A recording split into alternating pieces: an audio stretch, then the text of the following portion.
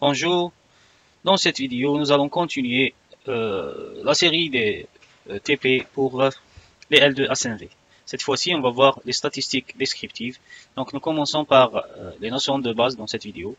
Et dans la deuxième vidéo nous allons voir quelques notions qui sont un peu plus avancées que ces notions-là. Pour ce faire nous allons travailler sur ce jeu de données.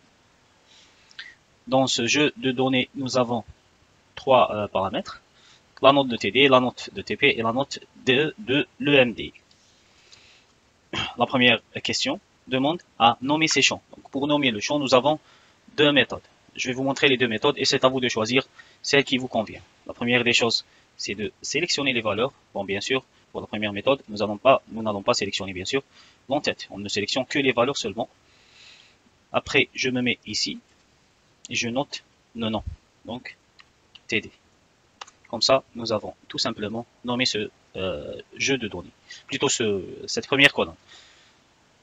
Pour être sûr, je vais resélectionner les valeurs et je vais voir est-ce que ça affiche le nom TD. Très bien. Je vais faire la même chose pour TP. Donc c'est une méthode plus rapide. Entrée pour valider. Et pour la troisième colonne, nous allons utiliser une autre méthode. Donc on se met sur formule. Donc si vous avez bien sûr un Excel en français, non pas formule, c'est plutôt une minute. Ah oui, c'est au niveau de l'onglet formulas en anglais et formule bien sûr en français. Je me mets ici gestionnaire des noms ou bien name manager. Je clique et je clique sur bon déjà on trouve les deux colonnes que nous venons de nommer. Maintenant on clique sur new, nouveau, pour créer un troisième nom. Donc bon, vu que j'ai sélectionné cette colonne, donc il m'a directement donné le nom. Et là, on modifie, on efface ça, et on resélectionne les valeurs qui nous intéressent. Donc bon, pour Scope, vous laissez ça comme ça. Donc workbook, c'est juste pour comment on appelle workbook en français, donc un classeur. Je valide et je ferme. Maintenant, j'ai les trois colonnes qui sont nommées. Donc la deuxième partie, qu'est-ce qu'on doit faire? On va calculer la moyenne pour plutôt, en fait c'est pas vraiment une moyenne, c'est une note pour étudiant, donc on appelle ça moyenne. Je répète, ce n'est pas la moyenne de le paramètre statistique qui s'appelle la moyenne, c'est juste la note de chaque étudiant en prenant en considération les notes de TP, TD, TP et EMD. Donc pour ce faire, nous avons une formule égale, j'ouvre une parenthèse, je clique sur la cellule A2 plus, je clique sur B2, donc c'est la note de TD, plus deux fois l'EMD. Donc pour tout ce qui est calcul, priorité de calcul, c'est la même chose. Sur Excel, c'est la même chose comme les règles que vous connaissez déjà. Donc la priorité est pour la multiplication, la division, puis l'addition et la soustraction. Je ferme la parenthèse et je divise le tout par 4. Comme ça. Donc pour la validation, vous pouvez utiliser ce bouton ici, ou bien entrer, comme vous voulez. Comme ça, nous avons calculé la première moyenne. Après, qu'est-ce qu'on va faire? On doit glisser. Donc pour glisser, qu'est-ce que je dois faire? Je me mets sur ce coin, le coin vert de la cellule. Donc le curseur se transforme en une croix noire pleine et je clique et je glisse vers le bas. Ça, c'est glisser, ça veut dire je copie cette formule dans les autres cellules, mais bien sûr en gardant le principe de relativité. Ça veut dire maintenant, au lieu de calculer au lieu de prendre en considération les valeurs de la première ligne, il va garder la même formule, mais il va prendre en considération les valeurs de la deuxième ligne, etc. C'est ça le but de glisser la cellule. Donc c'est une méthode qui nous permet de, bien sûr, d'aller plus vite. Je vous montre une autre méthode plus simple, bien sûr. Donc, je clique sur retour. Maintenant, au lieu de glisser, vous pouvez directement mettre le curseur ici et cliquer deux fois. Donc les valeurs vont s'arrêter là où où nous avons la dernière ligne qui contient des valeurs, bien sûr. Je passe aux paramètres. Donc, nous avons un ensemble de paramètres. On nous demande de se mettre ici pour écrire paramètres. Je note l'ensemble. Bon, je peux à partir d'ici augmenter la largeur de la colonne pour mieux visualiser le mot. Et nous avons tout ce qui est paramètres, donc taille, maximum.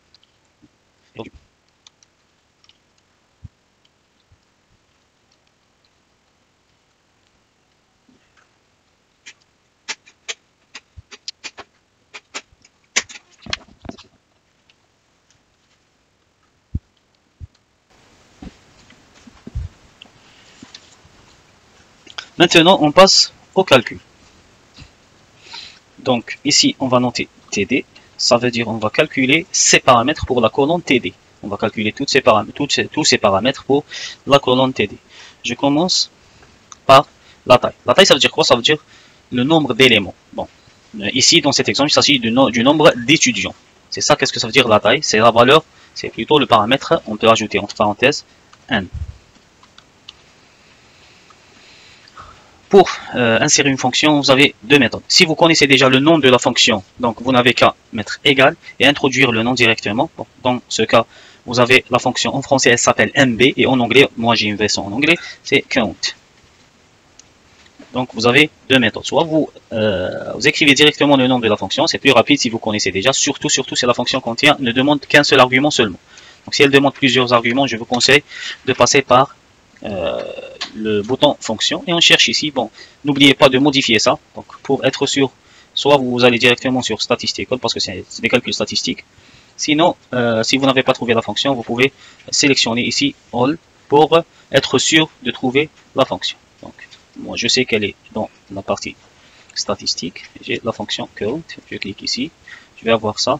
Bon, pour count, je ne vais pas introduire les valeurs une par une, mais je vais directement sélectionner la colonne. Au lieu de faire ça, rappelez-vous, nous avons déjà nommé cette colonne, donc nous pouvons introduire directement le nom de la colonne. Qu'est-ce qu'il va mettre ici? Il va mettre les valeurs de la série. Je valide. Donc la taille, nous avons ici 20 valeurs. Je vais faire la même chose pour les paramètres minimum, maximum, etc. Donc la fonction ici, elle s'appelle min, c'est la valeur la plus petite. Entre parenthèses, je vais mettre directement td. Je ferme et je valide.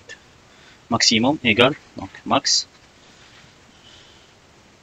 j'ouvre la parenthèse, td, je ferme et je valide. Étendu. L'étendu, au fait, c'est quoi? L'étendu, c'est la différence entre la valeur maximale et la valeur minimale. C'est ça, qu'est-ce que ça veut dire un étendu? Donc, nous allons directement faire ce calcul, égal, je clique sur la valeur maximale, moins, le signe moins, et la valeur minimale, et je valide bien sûr par entrée. Donc 19 moins 2, ça vous donne 17. Et c'est ça l'étendue de cette série.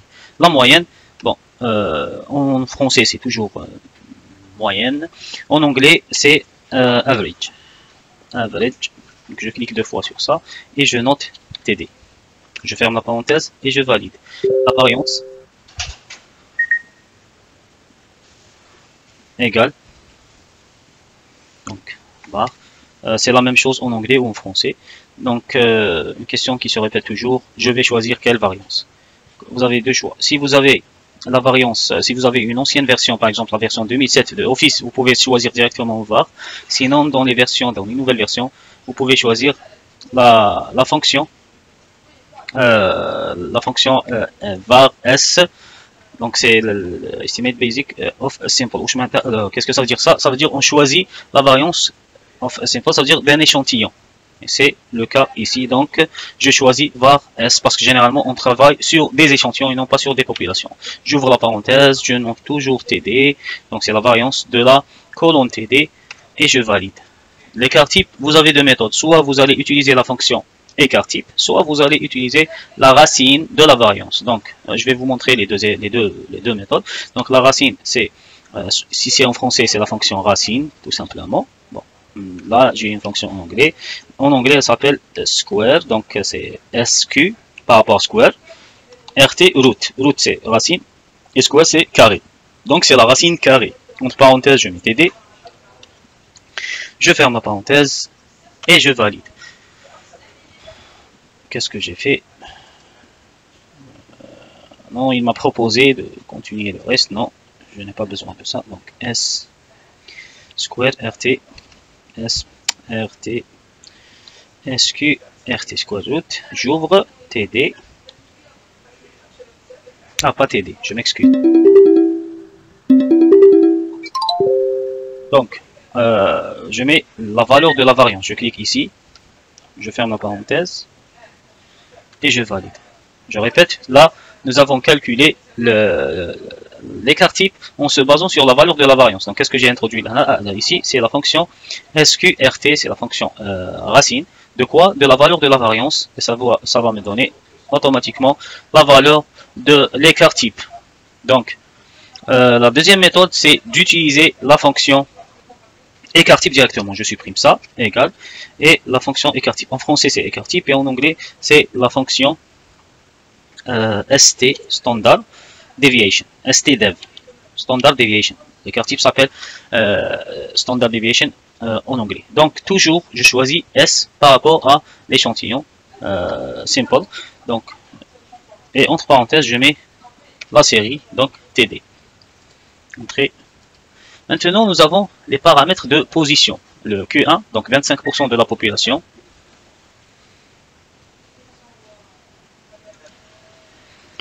Donc pour ce paramètre, le quartile représente la valeur, plutôt 25% de la population.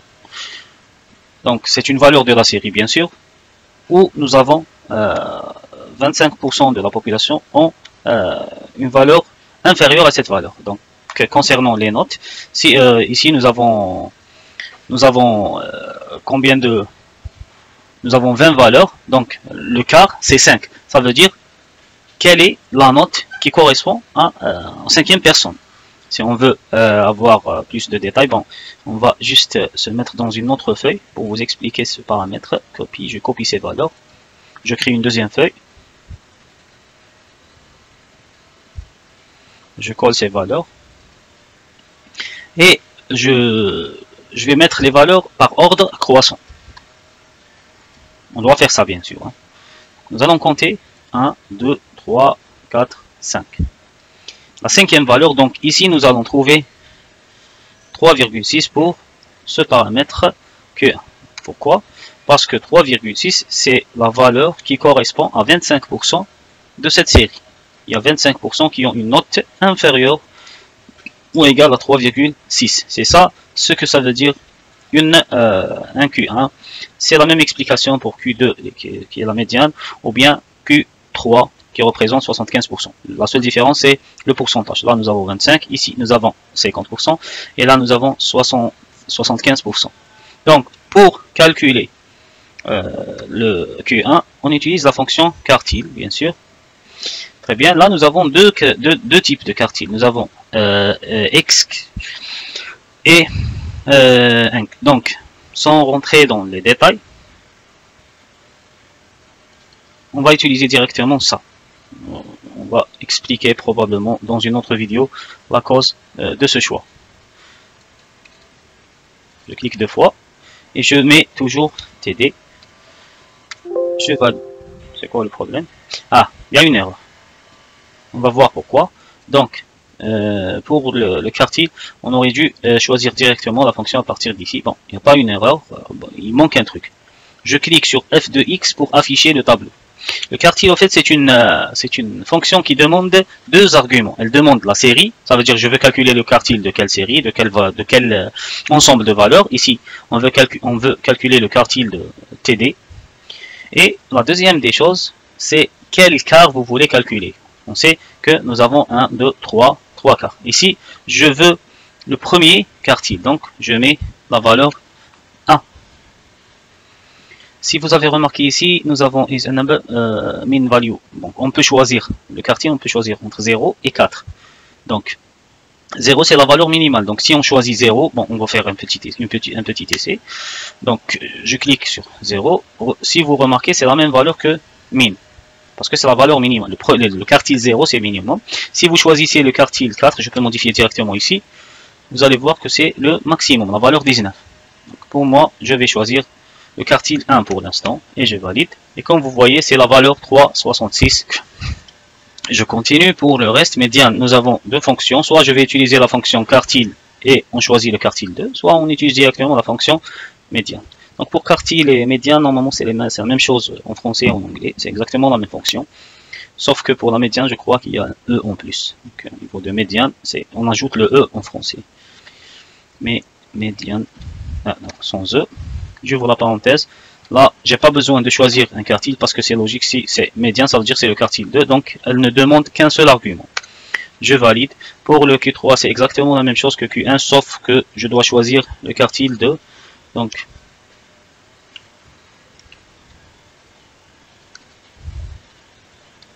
quartile, car, c'est quoi le problème? J'ai oublié un truc. Ah oui, j'ai oublié le U. Quartile. Comme ça. Donc, je vous conseille de passer toujours par le bouton F de X quand il s'agit d'une fonction qui demande plus d'un argument. Pourquoi? Parce que, je vais vous dire pourquoi. Donc, TD toujours. Le deuxième argument, c'est 1, 3 là, maintenant. Ok. Pourquoi je vous dis ça? Regardez. Donc, la fonction, elle sépare ici, dans ce cas, elle sépare les arguments par un point-virgule. Mais parfois, ça dépend selon les paramètres de votre ordinateur. C'est un paramètre qui varie d'un ordinateur à un autre, qui varie d'un système à un autre. On peut trouver ici le séparateur sous forme de virgule. Donc, il y a des PC qui utilisent la virgule comme séparateur d'argument. Il y en a d'autres qui utilisent le point-virgule comme séparateur d'argument. Pour ne pas tomber dans ce problème, ce conflit-là, qu'est-ce que vous allez faire? Vous allez choisir, vous allez cliquer quand vous commencez à éditer la fonction, je répète, par exemple, là. Donc, le Excel va me proposer directement la fonction. Je clique deux fois sur la fonction, que, bon, je répète dès le début parce que, comme ça, égal. Je commence à écrire la fonction. Atteignez des propositions. Il va me donner des propositions. Je clique deux fois sur la proposition qui me convient. Il va m'afficher ça. Avant de mettre TD, je clique sur ce bouton-là. Il va automatiquement m'afficher cette fenêtre. Donc, et là, j'introduis mes paramètres et c'est à Excel qui va choisir le bon séparateur donc, qui est déjà programmé. Et là, on a la valeur 3. Je clique sur OK. Maintenant, j'ai terminé avec les quartiles. Je passe à l'avant-dernier paramètre qui est le coefficient de variation. Donc, le coefficient de variation, on nous demande de cliquer sur la valeur J8. Donc, J8 divisé par J6. Si vous remarquez, le coefficient de variation, c'est quoi? Donc, et on multiplie bien sûr fois 100, sinon on va voir parce qu'ici, on nous donne la valeur en pourcentage. On nous dit coefficient de variation en pourcentage. Donc, qu'est-ce que je dois faire? Je sélectionne la première valeur, qui est l'écart type, divisé par la moyenne. Donc, le coefficient de variation égale à l'écart type divisé par la moyenne, fois 100 bien sûr, pour l'avoir sous forme de pourcentage, et je valide. Le coefficient de variation est égal à combien? À 65,28. Nous passons au dernier paramètre qui est l'intervalle de confiance. Là, en fait, on n'est pas dans la partie statistique descriptive parce que l'intervalle de confiance, c'est une partie des statistiques inférentielles et il concerne, en fait, c'est une méthode pour estimer la moyenne de la population à partir de la moyenne de l'échantillon. On cherche la fonction intervalle de confiance en français et en anglais, c'est égal confidence norm. Donc on choisit la première, confidence norm. Je clique deux fois. Toujours, c'est une fonction, comme vous remarquez ici, c'est une fonction qui demande plusieurs arguments. Donc je me mets sur le bouton fonction pour afficher ce tableau. Alpha, vous la connaissez, c'est le risque d'erreur. Donc ils nous disent que c'est une valeur entre 0 et 1. Je mets la valeur de alpha 0,05. Standard deviation, c'est l'écart type. Donc je clique directement sur la valeur de l'écart type. Il va me mettre la référence de la cellule. Et size, c'est la taille de l'échantillon. Donc je clique sur la taille. Je valide par OK. C'est ça l'intervalle de confiance. Donc si vous voulez, bon, en fait c'est la valeur de, on note ça aussi, la valeur de précision. Donc on peut, pour construire l'intervalle, proprement dit, on doit mettre la moyenne plus ou moins cette valeur. Donc je crois qu'on a fait le tour sur ce TP qui est relativement simple par rapport aux autres. Il est un peu léger. Donc on s'arrête là pour ce TP. Et on se donne rendez-vous pour une autre vidéo pour cette série de TP pour les L2 SNV. Merci.